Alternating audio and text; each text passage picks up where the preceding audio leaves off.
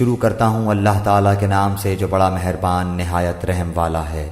اور ہم نے بنی اسرائیل کو دریا سے پار اتار دیا، پس ان لوگوں کا ایک قوم پر گزر ہوا جو اپنے چند بتوں سے لگے بیٹھے تھے۔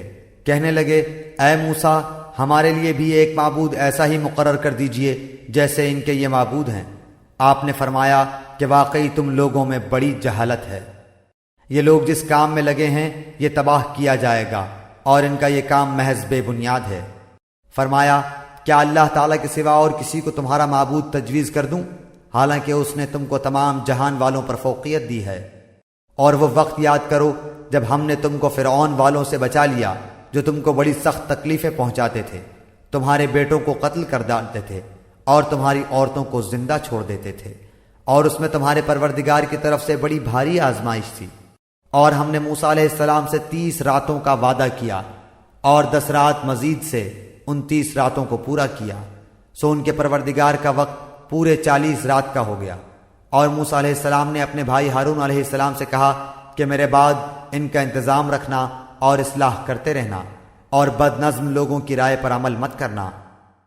اور جب موسیٰ علیہ السلام ہمارے وقت پر آئے اور ان کے رب نے ان سے باتیں کی تو عرض کیا کہ اے میرے پروردگار، اپنا دیدار مجھ کو کرا دیجئے کہ میں آپ کو ایک نظر دیکھ لوں۔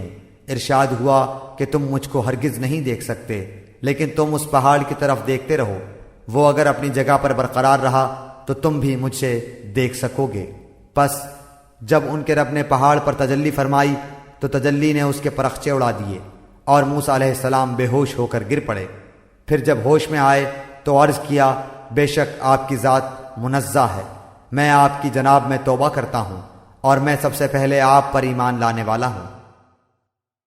ارشاد ہوا کہ اے موسیٰ، میں نے پیغمبری اور اپنی ہم کلامی سے اور لوگوں پر تم کو امتیاز دیا ہے، تو جو کچھ تم کو میں نے عطا کیا ہے اس کو لو اور شکر کرو۔ اور ہم نے چند تختیوں پر ہر قسم کی نصیحت اور ہر چیز کی تفصیل ان کو لکھ کر دی، تم ان کو پوری طاقت سے پکڑ لو اور اپنی قوم کو حکم کرو کہ ان کے اچھے اچھے احکام پر عمل کریں۔ اب بہت جلد تم لوگوں کو ان بے حکموں کا مقام دکھلاتا ہوں۔ میں ایسے لوگوں کو اپنے احکام سے برگشتہ ہی رکھوں گا جو دنیا میں تکبر کرتے ہیں، جس کا ان کو کوئی حق حاصل نہیں، اور اگر تمام نشانیاں دیکھ لیں تب بھی وہ ان پر ایمان نہ لائیں، اور اگر ہدایت کا راستہ دیکھیں تو اس کو اپنا طریقہ نہ بنائیں، اور اگر گمراہی کا راستہ دیکھ لیں تو اس کو اپنا طریقہ بنا لیں۔ یہ اس سبب سے ہے کہ انہوں نے ہماری آیتوں کو جھٹلایا اور ان سے غافل رہے۔ اور یہ لوگ جنہوں نے ہماری آیتوں کو اور قیامت کے پیش آنے کو جھٹلایا، ان کے سب کام غارت گئے، ان کو وہی سزا دی جائے گی جو کچھ یہ کرتے تھے۔ اور موسیٰ علیہ السلام کی قوم نے ان کے بعد اپنے زیوروں کا ایک بچڑا معبود ٹھہرا لیا جو کہ ایک قالب تھا جس میں ایک آواز تھی۔ کیا انہوں نے یہ نہ دیکھا کہ وہ ان سے بات نہیں کرتا تھا اور نہ ان کو کوئی راہ بتلاتا تھا؟ اس کو انہوں نے معبود قرار دیا اور بڑی بے انصافی کا کام کیا۔ اور جب نادم ہوئے اور معلوم ہوا کہ واقعی وہ لوگ گمراہی میں پڑ گئے تو کہنے لگے کہ اگر ہمارا رب ہم پر رحم نہ کرے اور ہمارا گناہ معاف نہ کرے تو ہم بالکل گئے گزرے ہو جائیں گے۔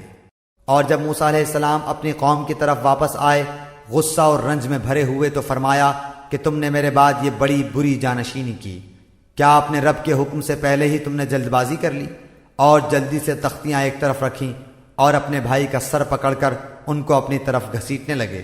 ہارون علیہ السلام نے کہا کہ اے میری ماں جائے، ان لوگوں نے مجھ کو بے حقیقت سمجھا اور قریب تھا کہ مجھ کو قتل کر ڈالیں، تو تم مجھ پر دشمنوں کو مت ہنساؤ اور مجھ کو ان ظالموں کے ذیل میں مت شمار کرو۔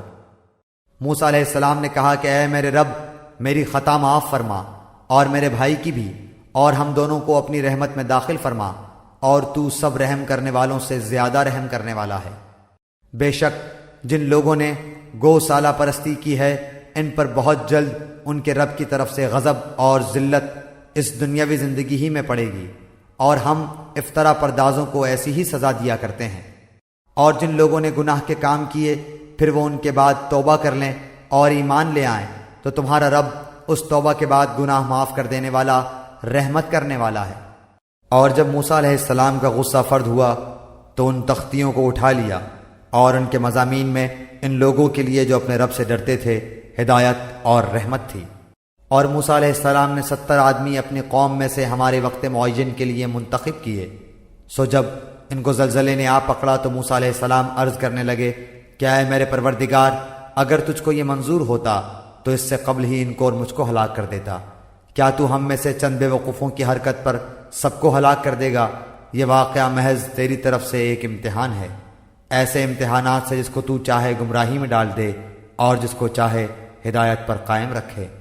تو ہی تو ہمارا کارساز ہے، پس ہم پر مغفرت اور رحمت فرما، اور تو سب معافی دینے والوں سے زیادہ اچھا ہے۔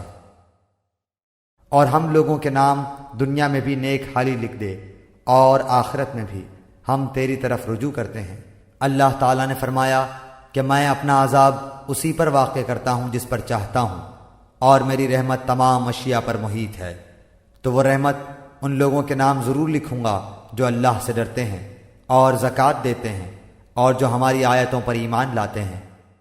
جو لوگ ایسے رسول نبی امی کا اتباع کرتے ہیں جن کو وہ لوگ اپنے پاس تورات و انجیل میں لکھا ہوا پاتے ہیں، وہ ان کو نیک باتوں کا حکم فرماتے ہیں اور بری باتوں سے منع کرتے ہیں، اور پاکیزہ چیزوں کو حلال بتاتے ہیں اور گندی چیزوں کو ان پر حرام فرماتے ہیں، اور ان لوگوں پر جو بوجھ اور توق تھے ان کو دور کرتے ہیں۔ سو جو لوگ اس نبی پر ایمان لاتے ہیں اور ان کی حمایت کرتے ہیں اور ان کی مدد کرتے ہیں اور اس نور کا اتباع کرتے ہیں جو ان کے ساتھ بھیجا گیا ہے، ایسے لوگ پوری فلاح پانے والے ہیں۔ آپ کہہ دیجئے کہ اے لوگو، میں تم سب کی طرف اس اللہ تعالیٰ کا بھیجا ہوا ہوں جس کی بادشاہی تمام آسمانوں اور زمین میں ہے، اس کے سوا کوئی عبادت کے لائق نہیں۔ وہی زندگی دیتا ہے اور وہی موت دیتا ہے۔ سو اللہ تعالیٰ پر ایمان لاؤ اور اس کے نبی امی پر جو کہ اللہ تعالیٰ پر اور اس کے احکام پر ایمان رکھتے ہیں، اور ان کا اتباع کرو تاکہ تم راہ پر آ جاؤ۔ اور قوم موسیٰ میں ایک جماعت ایسی بھی ہے جو حق کے مطابق ہدایت کرتی ہے اور اسی کے مطابق انصاف بھی کرتی ہے۔ اور ہم نے ان کو 12 خاندانوں میں تقسیم کر کے سب کی الگ الگ جماعت مقرر کر دی۔ اور ہم نے موسیٰ علیہ السلام کو حکم دیا جبکہ ان کی قوم نے ان سے پانی مانگا کہ اپنے عصا کو فلاں پتھر پر مارو، پس فوراً اس سے 12 چشمے پھوٹ نکلے۔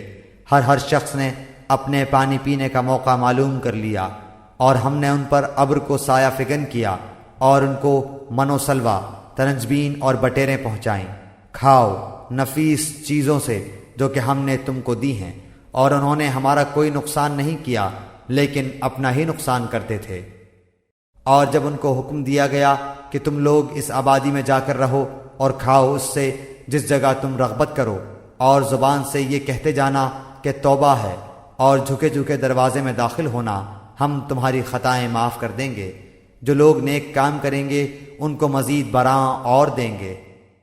سو بدل ڈالا ان ظالموں نے ایک اور کلمہ جو خلاف تھا اس کلمہ کے جس کی ان سے فرمائش کی گئی تھی۔ اس پر ہم نے ان پر ایک آفت سماوا بھیجی، اس وجہ سے کہ وہ حکم کو ضائع کرتے تھے۔ اور آپ ان لوگوں سے اس بستی والوں کا جو کہ دریائے شور کے قریب آباد تھے اس وقت کا حال پوچھئے جبکہ وہ ہفتے کے بارے میں حد سے نکل رہے تھے، جبکہ ان کے ہفتے کے روز تو ان کی مچھلیاں ظاہر ہو کر ان کے سامنے آتی تھیں، اور جب ہفتے کا دن نہ ہوتا تو ان کے سامنے نہ آتی تھیں۔ ہم ان کی اس طرح پر آزمائش کرتے تھے اس سبب سے کہ وہ بے حکمی کیا کرتے تھے۔